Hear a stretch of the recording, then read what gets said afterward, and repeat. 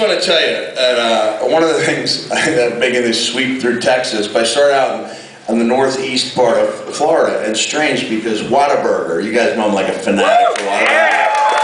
It's definitely a Texas thing, and then on the outskirts, you know, border states, but there's like 5 of them in the Jacksonville, Florida area. So I hit Whataburger on my way from Daytona. I didn't realize, I told JR I should have called this the What Was I Thinking Tour. Because the idea of driving from Daytona to Victoria, Texas seemed to make perfect sense at the time. 23 hours later, they kind of got my B show that night in Victoria. But this has been great. There's just carnage. There are wrappers and Monster cans everywhere on the floorboard of the Foley car. And somebody said, "You gotta try their spicy ketchup." And I went, "No." I said, "Why?" I said, "Because I'm loyal to JR's barbecue." But before we start the questions, let me tell you, in a business where real friends are few and far between, the idea you can call somebody to come take time out of his day and do something really meaningful for you really means a lot. And JR and I have had a lot of words, especially when he was the president of Talent Relations, and I was not shy about calling up and objecting to payoffs. And so we would have words on occasion. But after all these years, I count him as one of my best friends in the business, and I really appreciate him being here. And no matter how good you thought the show was, and I thought it was well above mediocre. Probably, unless the questions completely suck. Probably on the way home you'll be talking about the Q&A, because this is what makes a show really special for me. So anything's open, and we're always interested. I'm interested in from the non-fans, especially from a female point of view. One thing I try really hard not to do is pick on people, and I think, you know, that's an important deal to me, to make everyone feel comfortable. So hopefully you're not going to get picked on because of a question, so feel free to let them go, and just raise your hand if you have a question. All right, the young man in the aisle there, go ahead. Yeah, the rumors between Stephanie and Macho Man Drew. Oh, no, that's a terrible question. Listen. That's a disrespectful question, okay? And I'm not going to answer it on the grounds that it has no place in this show, okay? So that's the type of question. Try again and start with the words, "Did it hurt?" No, I'm not going to even address rumors, okay? Because I'd like to start a few rumors of my own tonight. Yeah, go ahead. Oh, first of all, I'm a military guy, been in 18 years. When I first got in, it was the mid-90s. You guys were us guys, we gather around in dorm rooms and watch you guys. So thank you for everything you guys did. We would diss girls for you guys. So thank you for that. Thank you for that. You guys are entertaining. Thank you. Did I mention that I was visiting injured service members? You know what? There's a bond, and to me, it's inexplicable. But I remember it was the same host that introduced me to Tiger. It was the first time I traveled, and I'm going to give Hulk Hogan credit. You know, I mean, and I wrote a nice article about Hulk a few weeks ago. And I remember reading an article in the Washington Post about Hulk making a visit, and I remember saying, if Hulk can make a visit, I sure as heck can get off my butt and drive down to D.C. And I called up and talked to the USL, and they said, 2 days later I was visiting, walking the halls of Walter Reed, and I said, "How long is a typical visit?" I said, "Typical visit is 2 or 3 hours. Winona Judd was here for 6. And I went, "I'm going to stay for 6 too." And she said something so profound to me. She goes, "Slim Jims and wrestling. Personally, I don't get either of them. But if that's what our troops want, that's what we're going to give them." So we appreciate your support. Yeah, go ahead. Yeah, are you familiar with like the way the black community has embraced your voice on videos? The African American community has put your voice on like fight videos, and I mean, you're watching those, or I get them tweeted, and I had somebody sent me a Jamaican sex. yes! I have to admit, It was very penetrating. I didn't watch it very long. The one I really enjoyed, this, I think it's universal, and we were just talking ahead of time. I said, JR, I think you being gone from WWE, if anything, it just allows people to further appreciate just, your contributions. And he's become even more iconic. The one that I loved was when the clips started making the rounds at halftime of the World Cup semifinal between Germany and Brazil, with JR calling the goals. And it's just like, it's such a part of our consciousness that it just makes perfect sense for him to call anything, from a soccer match to a fist fight to a Jamaican sex tape. Yeah. All I asked was, at least the Hell in a Cell match that they used? That's okay. Yes. Okay. All right, good. Feel good about that. All right, there's two gentlemen there. Yeah, go ahead, and the man in front of you goes second. Okay, I have a very important question for Jim. Go ahead. Don't make it all about Jim now. He used to make these awesome pulled pork sandwiches. Yeah. Restaurant, and I can't get his beautiful sandwich anymore. So I'm wondering, do you have any plans going back into the food industry here locally? Please.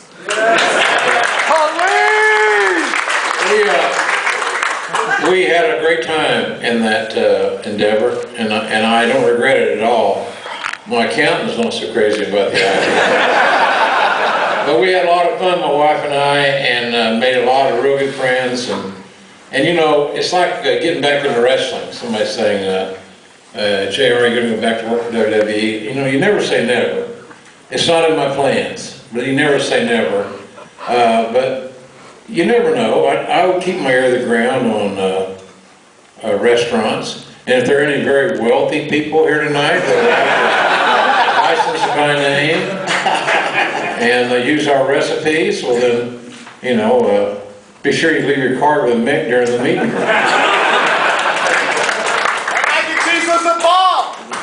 You can. I want to say this, because I have to, because I'm obligated. We just got our products in Crest Foods. That was a big deal for us. Now, you guys might think, I go to Crest all the time. To get on their shelves is a big deal. So now all the JR products on Crest Foods. So we're getting out there, and my wife says, "Why do you do this? Are you crazy?" Because I go over to colleges and give speeches, and there's a lot of things I can do that I can make a whole lot more money than trying to peddle barbecue sauce. But she also understands that when my mom was alive, she had a homemade barbecue sauce recipe. And so the starting of this whole venture was kind of a homage to my mother, because she was my biggest recipe fan. So I thought, well, we're going to work on this thing and see how this works out. And thus far, it's been pretty good. I saw someone sent me a beautiful tweet yesterday that said, it was 7 years ago today that you opened your first restaurant. And I'm thinking, yeah, it was like 4 years ago today that it closed. But it's fun. It's been a fun deal. And those of you that try it, I appreciate it. And those of you that don't know what you're missing. I was there on several occasions, so I loved it too. And then there was a guy right, in front of you. Go ahead. I just wanted to ask, while you were in TNA, did you ever feel like it was a missed possibility or a chance for you and Hulk Hogan? Yeah, and here's, I said this to somebody the other day. I said there were some really good moments there, and I think in general in life you don't appreciate the moments you're having until they're gone. And I wish I'd appreciated my time there a little bit more. There was it was kind of a special moment. I went out and I was supposed to do an interview where I'd been revealed that I was like the network executive, and to show you how seriously I took the interview, they wanted to make sure that Hulk and Bischoff were in the ring and I was at the top of the ramp, with the idea being that if I was in the ring, there's no reason they shouldn't be attacking me. So I actually started the interview by coming out and pulling off a fake robe and going, "It was me, Hogan." just an homage to one of the worst wrestling reveals of all time. Mr. McMahon revealing himself to be the higher power. But it was me, Austin. And we commenced to cutting. Well, it was just a kind of a forgettable interview. And it was okay. It was nothing special. And then I went to go to my car, and they literally, Scott Fishman from Spike Network literally grabbed me and said, that's not what the network wanted. What do they want? They wanted you and Hogan face to face so we had something to show in the bumper. And so we just did the promo, like they really need this. So like, we just went back, we redid it. We couldn't do the same verbiage, cut down the time dramatically, did it face to face. I mean, even to the point where like Bischoff was willing to let me pie face him, you know, like to add to the realism. And it was pretty heated, and I told guys, you know, at this convention in Galveston, it's like, I don't care, like, who you are, how old you are, or what you've done inside the wrestling business. If you say that your first time in the ring with Hulk Hogan was not a big deal, you're a liar. And I wish I'd stayed long enough to have that match with Hulk, because it probably would have been like a 2-month build. It would have been a fairly slow-moving match. Deliberate. The deliberate pace. The deliberate pace. Methodical. This could erupt at any moment, but right now, the methodical part is occupying valuable television. And it would have never actually entered old shoe territory. Never would have been as ugly as, but I think we could. Bowling shoe? Yeah, the bowling shoe. Bowling shoe, yeah. Like those. These are just to mention, my son, 11 years old, a huge WWE fan. I mean, so big that I actually now have a gig where I advertise and do commercials for Ringside Collectibles, where my payoff is free toys. I do commercials in return for free toys. That's how much my son loves WWE. And he said, Dad, why don't you want to go back? I said, first of all, I probably will be back at some point. And I said, but you look at me. I said, I can wear whatever I want. I'm 49 years old. I got a fanny pack. I'm wearing Santa clothes for 205 consecutive days. Skechers slippers. Let my beard grow out for an entire year. Like, I'm a pretty happy dude. But in retrospect, I wish I'd stayed long enough to, yeah, I do wish I'd had that match with Hogan, because I used to say years ago the 3 people I wished I'd wrestled and didn't were Bruiser Brody, Ric Flair, and Hulk Hogan. And Brody's been long deceased. I had a couple of really good matches with Rick, and I wish I'd stuck around to do that match with Hulk. Good question. Well, thanks. I wanted to add, I actually wrote for WWE in 2004. I mean, you did the whole Randy Orton thing. Oh, really? Yeah, and just how awesome that was. Actually, it's it's not just the wrestlers, also behind the scene people. What JR is really instrumental and helpful and above nice, because when I went to his signing one time at Borders, I said I'm a writer and gave him a resume and he put me through. Until that day, I hadn't got any traction until JR. How was your experience working for Mr. McMahon? I thought it was just a gimmick. And then like my second day, I come into the television studio because that's where the writer's room was at the time.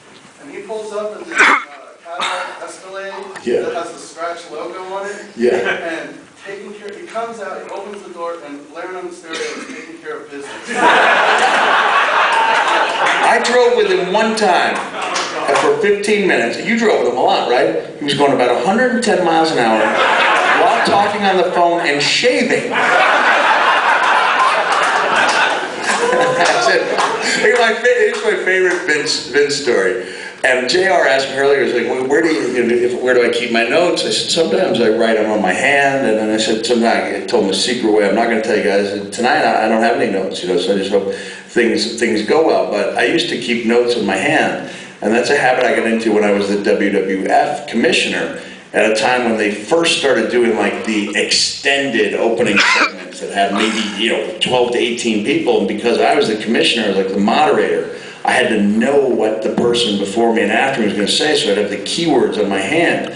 And I remember my mom asking me, she said, Mick, how many days in advance do you find out what you're going to say? And I said, days? And she said, how many hours? And I said, Hours?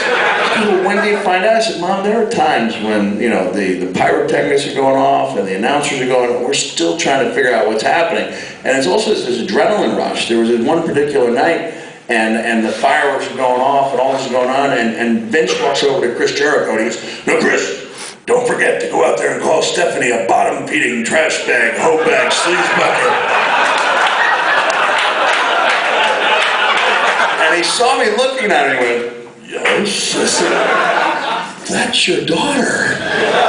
He goes, you know, Mick, there's nothing I wouldn't do to get a pop in this business. I hope one thing that rings through when, for you guys when you leave, and then we'll open it up. I know I've been talking a little bit of a while and ignoring our special guys. As people, first of all, they don't know what to expect. And in some cases, people are prepared to almost feel bad for me, like, he used to perform in front of, you know, tens of thousands, and now there's a few hundred people. I have more fun doing this than I've had probably since my days as commissioner. I love the stuff I did with Randy Orton, that 12-week storyline. That was intense and it was scary. This is fun. You know, it's really a lot of fun. And the other thing I hope people take with me is, like, I still love that company. Like, I really do. Like, nothing brings me as much joy as telling a Vince story. And it's always told with that, you gotta see this guy, but it's also told with a certain amount of love. But go ahead.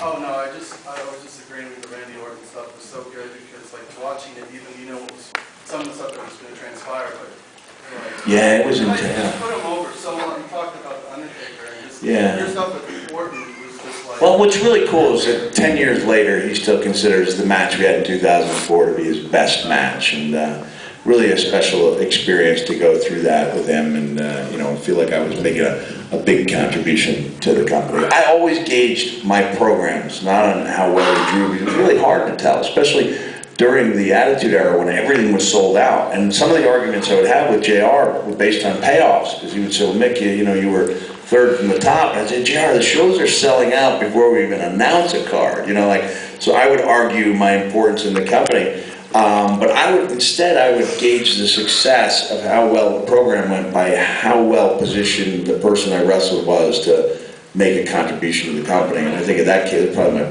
biggest success story, because it did a lot for him. Thanks. All right, you're welcome. Well, we got some gentlemen over here. Any female perspectives? No one? No? You're not going to be picked on? You sure? All right, go ahead. Let me hear. Is that me? Yeah. I would like to know for each of you when you knew you were over and what did that feel like? Sure.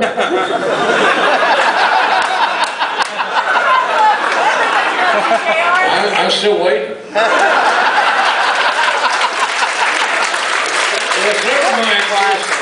It was never my goal to be over. It was my goal to get everybody else over. Yeah.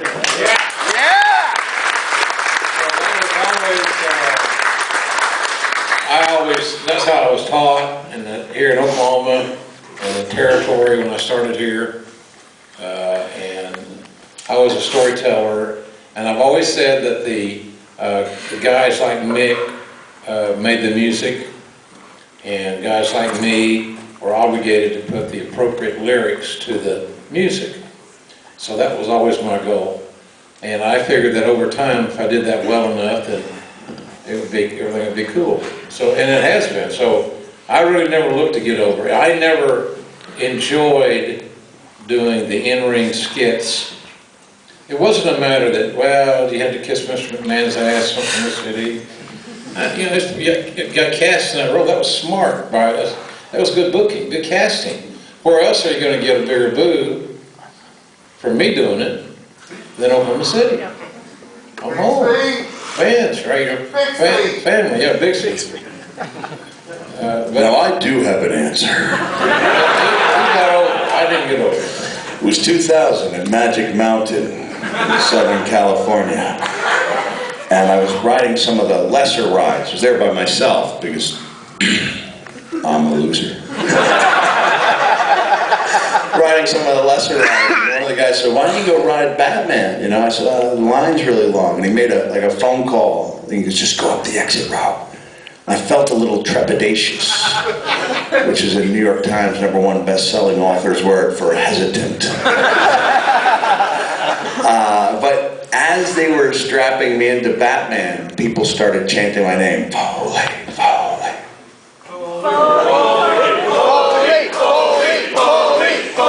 And I realized I am being cheered by the people I'm screwing. While I'm screwing them, I'm over. And can I just bounce off what JR is saying and tell another Mr. McMahon story? It's kind of like a tribute to him in a strange way. I was allowed a lot of latitude with the books I wrote, especially the third one I wrote, The Hardcore Diaries, because it was essentially about an adventure. I was writing about the adventure as it transpired. And part of the beauty of the book to me is that the adventure went downhill, ended up being a really negative experience. And I talked about sitting in front of the monitor as JR at a real-life health issue, as I watched this real-life health issue being like satirized, by Mr. McMahon as Dr. Heine. And I said it was about the time that they pulled an Oklahoma Sooners helmet out of the subject's buttocks. Yeah! That I was looking at my shoes, wondering what type of company I worked for. And so the legal team brings it to Mr. McMahon. They show him these words, and they said he went, he's wrong. It was funny. But if that's the way he feels, let him print it. And so I was not wrong. It was not funny, but I appreciated like I said, the latitude he gave me when it came to expressing my opinion. Good, very good question. And then there's a young man in the middle. Go ahead. All right, so you both work in WCW. Yes. So the night Nitro's going on and Shivani gets on, he's like, if you guys want to change it to WWF right now, Mankind's about to win the WWF championship. And he's, oh, it's a big joke, he sucks. And what, like 75% of the viewership went to Well, it wasn't that much. You got that verbiage a little wrong. He said, good luck with that. Yeah, he's like, pretty much says, yeah. He said, yeah, that'll put a lot of butts in seats. Yeah, and it wasn't 75%, but I believe it was 500,000 people, like 250,000 households simultaneously changed channels. And at that time, they had a big show on tap. They were live in the Georgia Dome in front of 48,000, and we were on our taped show. At that time, Raw would air live every other week. We'd air live, and we'd do a 2-hour taping afterwards. So there was always a lull during that 2-hour taping. And we were at the Worcester Center in a smaller arena.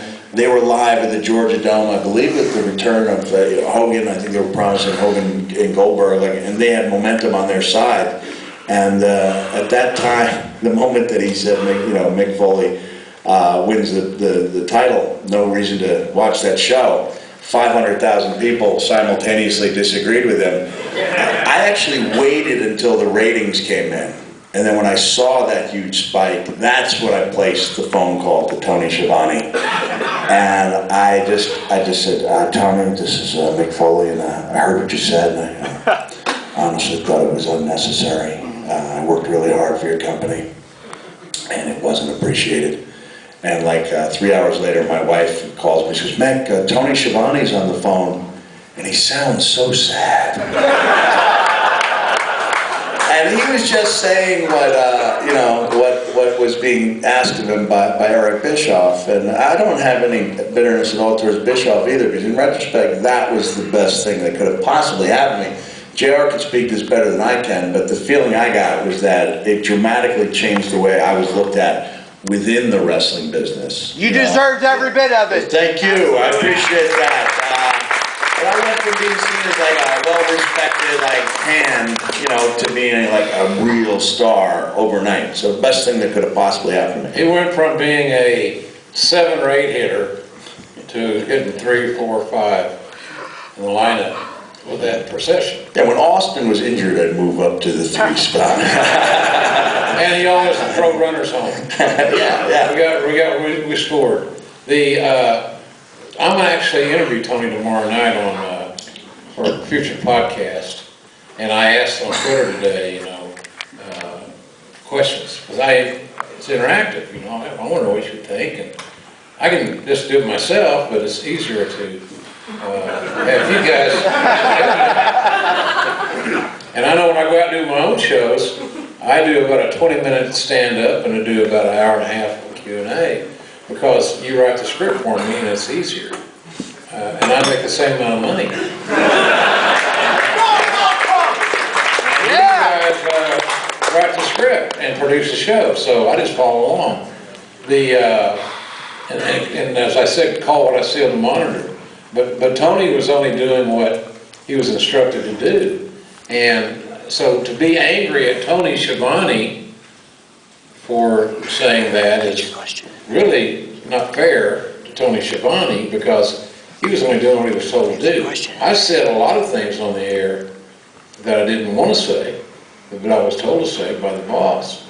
And then I've had a situation where he growled, you know, he sounded like he's gargling with Drano.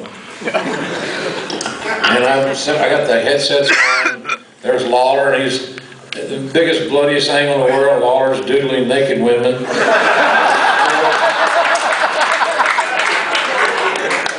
Yeah! And it's like working with Larry Flint every week. And he's doodling, I look over there, he's going, there's two of those. And when he says, what do you think of this part? And I say, I don't get a little eraser. So Schmitz is not going to ever yell at Jerry to this day. Never. So I would get Jerry's ass chewed. And, because my dad was a tough guy. I worked for Cowboy Bill Watts, tough guy.